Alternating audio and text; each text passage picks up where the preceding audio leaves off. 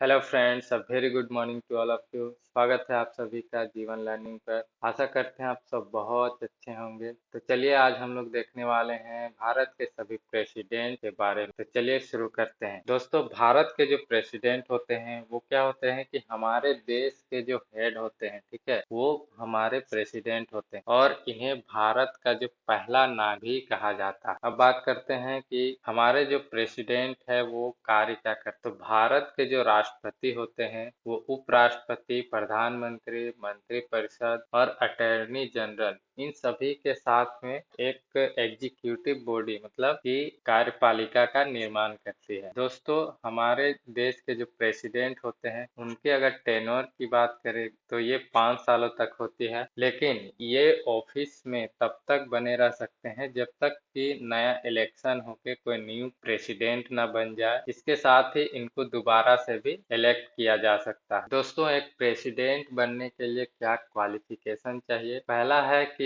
उसे एक Indian citizen होना चाहिए। सेकंड कि उसका जो मिनिमम एज है वो 35 इयर्स होना चाहिए। और उससे क्या है कि जो एक लोकसभा का मेंबर बनने के लिए जो भी क्वालिफिकेशन है उस पर वो फिट होना चाहिए। उसे किसी भी लाभ के पद पर नहीं होना चाहिए। अगर वो लाभ के पद पर है तो उसे पहले ही उससे त्याग पत्र देना पड़ेगा। नेक्स्ट है कि उसका इलेक्शन कैसे होता है। प्रेसिडेंट का जो इलेक्शन होता है वो डायरेक्ट इलेक्शन नहीं होता है, इनडायरेक्ट इलेक्शन होता है। तो इसके इलेक्शन में जो मेंबर है वो जो पार्टिसिपेशन करते हैं उनमें कौन कौन है? तो उनमें है दोस्तों लोकसभा और राज्यसभा के जो भी मेंबर हैं वो सभी, के अलावा राज्य के जो विधान सभाएं हैं, लेजिस्लेटिव असेंबली है जो राज्यों के, वे, और अगर यूनियन टेरिटरी की बात किया जाए तो सिर्फ दिल्ली एंड पुडुचेरी के जो मेंबर हैं वो ही प्रेसिडेंट के इलेक्शन में भाग लेते हैं। इसके अलावा दोस्तों, इलेक्शन के बाद अगर हमारे प्रेसिडेंट को हटाना हो पद से तो वो ये कैसे हटाते हैं? तो इसके द्वारा इम्पीचमेंट प्रोसेस लाया जाता है और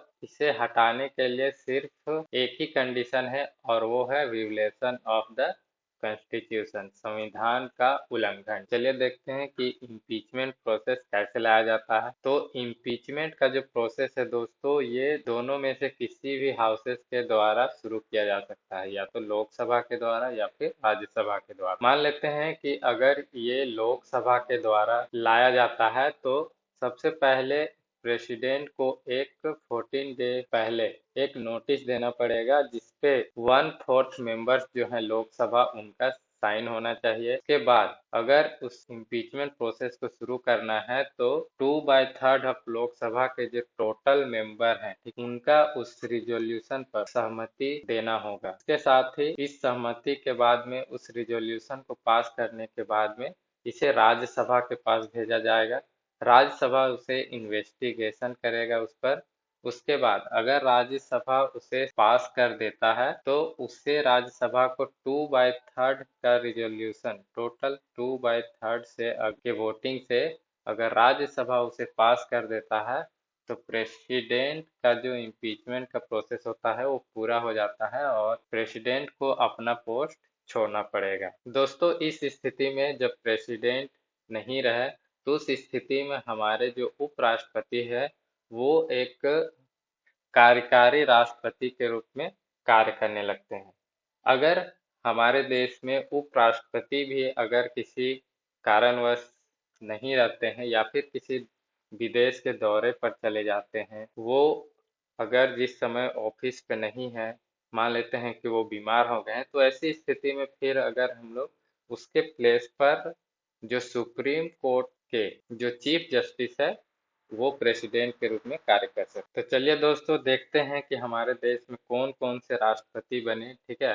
तो पहला है हमारे पास डॉक्टर राजेंद्र प्रसाद। तो डॉक्टर राजेंद्र प्रसाद ये क्या हुए? भारत के प्रथम राष्ट्रपति बने। इनका टेन्योर की बात कर लेते हैं तो ये है 26 जनवरी 1950 से 13 मई 1962 तक पद पर बने रहे। जब जब देश आजाद हुआ फिर जब संविधान लागू हो गया पूरी तरह से हमारे देश में 26 जनवरी 1950 ईस्वी को ये प्रेसिडेंट के पोस्ट पर बैठे। ये भारत के एकमात्र राष्ट्रपति थे जिन्होंने 2 कार्यकालों तक राष्ट्रपति पद पर कार्य किया। वे भारतीय संविधान सभा के अध्यक्ष भी थे और भारतीय स्वाधीनता आंदोलन के प्रमुख नेता। उनको 1962 में भारत रत्न भी दिया गया है। नेक्स्ट देखते हैं दोस्तों कि हमारे जो सेकेंड राष्ट्रपति थे वो कौन थे। तो ये है डॉक्टर सर्वपल्ली राधाकृष्णन। इनके टेन्योर की बात करें तो यह है 13 मई 1962 से 13 मई 1967 तक। ये 5 सालों तक अपने टेन्योर में बने रहे। डॉक्टर सर्वपल्ली राधाकृष्णन का जो जन्म हुआ था, ये दोस्तों सभी को पता है कि ये 5 सितंबर 1988 ईस्वी को हुआ था। इनके जन्म दिवस पर ही हम लोग शिक्षक दिवस मनाते हैं और इनको जो है 1954 में भारत रत्न से सम्मानित किया गया था। तीसरे जो है वो है दोस्तों डॉक्टर जाकिर हुसैन। इन्होंने 13 मई 1967 से 3 मई 1967 तक 2 सालों तक ये पद पर बने रहे। ठीक है, तो जाकिर हुसैन जो थे दोस्तों, ये पहले मुस्लिम प्रेसिडेंट हुए हमारे देश के और इनका जो मृत्यु हुआ दोस्त, मतलब कि ये जब पद पर थे उसी समय इसकी मृत्यु हो जाती है। उसके बाद क्या होता है कि दोस्तों जो हमारे वाइस प्रेसिडेंट होते हैं, ठीक है, वीवी गिरी, उन्होंने उनको प्रेसिडेंट बना दिया जाता है। उसके बाद चीफ जस्टिस जो होते हैं हमारे देश के मोहम्मद हिदायतुल्लाह, वो कार्यकारी राष्ट्रपति के रूप में 20 जुलाई 1969 से अगस्त 24 1969 तक पद पर रहते हैं। अगर हम लोग बात करें कि मोहम्मद हिदायतुल्लाह, ठीक है, तो ये एक प्रसिद्ध तबला वादक थे। ठीक है, और इनको 2002 में भारत सरकार द्वारा कला के क्षेत्र में पद्म भूषण से भी सम्मानित किया गया था। इसके साथ में ये एजुकेशन के फील्ड में काम करने के लिए इनको याद किया जाता है। और एक यूनिवर्सिटी है जामिया मिलिया इस्लामिया, ठीक है, इसकी स्थापना भी इन्हीं के नेतृत्व में किया गया था। चलिए नेक्स्ट देखते हैं। हमारे पास है नेक्स्ट वीवी गिरी, जो कि हमारे देश के चौथे राष्ट्रपति बने। ठीक है, और इनका जो टेन्योर था दोस्तों, ये है 24 अगस्त 1969 से 24 अगस्त 1974 तक। ये हमारे देश के चौथे राष्ट्रपति बने और इनका पूरा नाम देख लेते हैं दोस्तों। ये है वराहगिरी वेंकटागिरी। ठीक है, और इनके टाइम में सेकेंड टाइम ये जब राष्ट्रपति बने थे दोस्तों, तो जो वोटिंग था, ठीक है, उसे दोबारा से काउंटिंग किया गया था। क्यों? और ये पहले से ही हमारे देश के एक्टिंग प्रेसिडेंट, मतलब कार्यकारी राष्ट्रपति के रूप में पहले से बने हुए थे जब डॉक्टर जाकिर हुसैन जो है उनकी मृत्यु हो जाती है और इनको भारत रत्न 1975 में दिया गया। नेक्स्ट है दोस्तों जो हमारे देश के 5वें राष्ट्रपति हैं फखरुद्दीन अली अहमद। ठीक है, फखरुद्दीन अली अहमद, ये हमारे देश के 5वें राष्ट्रपति बने। इनका जो टेन्योर था ये है 24 अगस्त 1974 से 11 फरवरी 1977 तक। ये दूसरे ऐसे प्रेसिडेंट थे जिनका मृत्यु जो है सो पद पर बने रहने के साथ ही हो जाता है। ठीक है, उसके बाद जो एक्टिंग प्रेसिडेंट, मतलब कार्यकारी प्रेसिडेंट के रूप में जिसे पद दिया जाता है, वो है बीडी जत्ती। ठीक है, बीडी जत्ती को इनके मृत्यु के बाद राष्ट्रपति बनाया जाता है।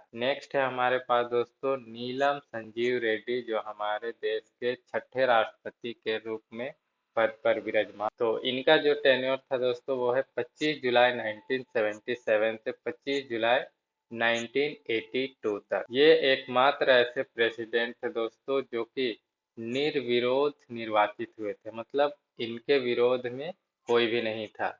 ये भारत के 6ठे राष्ट्रपति बने और आंध्र प्रदेश के मुख्यमंत्री भी रह चुके हैं। भारत के ऐसे राष्ट्रपति थे जिन्होंने राष्ट्रपति का उम्मीदवार होते हुए पहली बार क्या होते हैं कि विफल हो जाते हैं और दूसरी बार उम्मीदवार बनाए जाने के साथ ही वो राष्ट्रपति पर निर्वाचित हो जाते हैं। नेक्स्ट है दोस्तों हमारे पास ज्ञानी जैल सिंह। ठीक है, तो इनका जो टेन्योर था ये था 25 जुलाई 1922 से 25 जुलाई 1977, 5 सालों तक ये पद पर रहते हैं।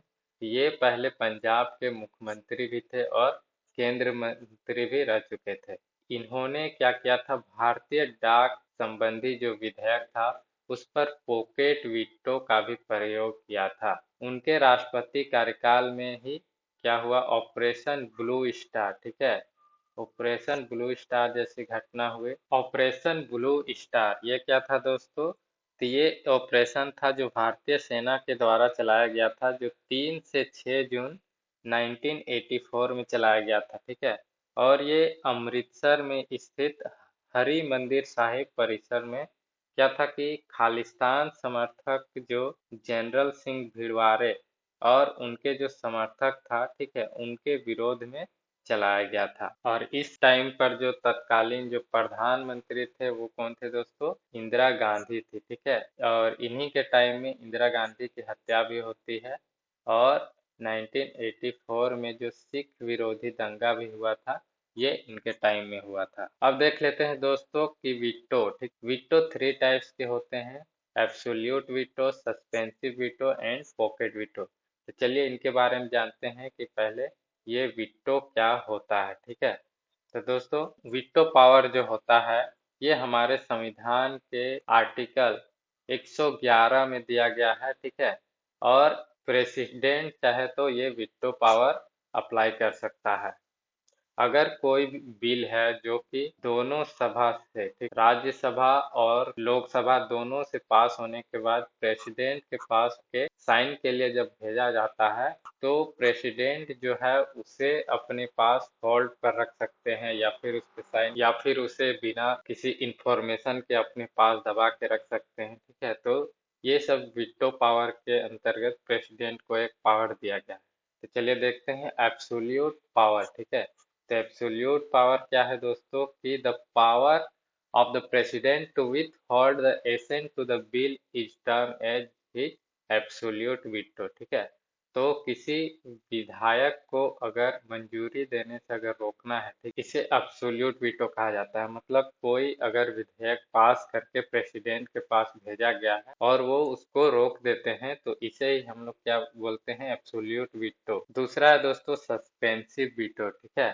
तो सस्पेंसिव वीटो क्या होता है दोस्तों, कि प्रेसिडेंट अगर बिल को पास किए बगैर उसे पुनर्विचार के लिए वापस उसे लोकसभा या राज्यसभा जिसके द्वारा भी लाया जाता है उसे वापस भेज देता है, तो इसे सस्पेंसिव वीटो कहा जाता है। इसके अलावा दोस्तों अगर पॉकेट वीटो की बात करें, ठीक है, तो यह है दोस्तों कि बिना कुछ बताए हुए, ठीक, the power of the president to not act upon the bill is term as pocket veto. मतलब इस इस विधेयक को क्या करेंगे कि वो दबा के रख लेते हैं अपने पास और उस पर कुछ भी नहीं बताते हैं कि ये क्या करना है, पास करना है, नहीं करना है, और उसे एक अनलिमिटेड टाइम तक अपने पास दबा के रख सकते हैं।